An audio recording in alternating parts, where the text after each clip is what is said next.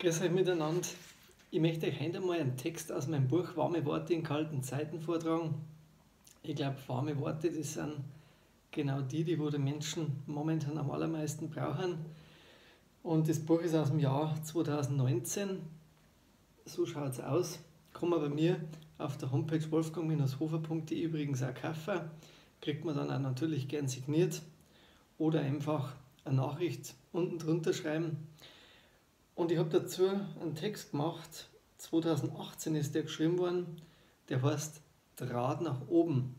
Und es ist gerade in diesen Zeiten so wichtig, dass wir genau diesen Draht nach oben behalten, unsere Intuition, unser Gespür, dass wir da dran bleiben und Körper, Geist und Seele verbinden miteinander.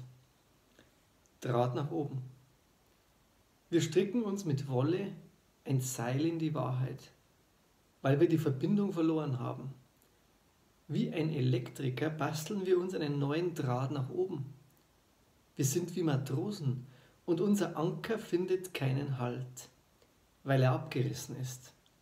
Wir sehen den Wald vor lauter Bäumen nicht mehr und unser Ego frisst die Mitmenschlichkeit.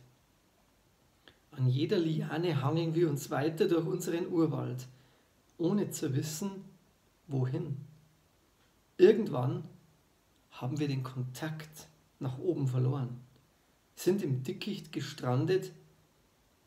Wir brauchen Leuchttürme aus Gefühl und Magie, aus Liebe und Zusammenhalt, Nestwärme und neue Träume.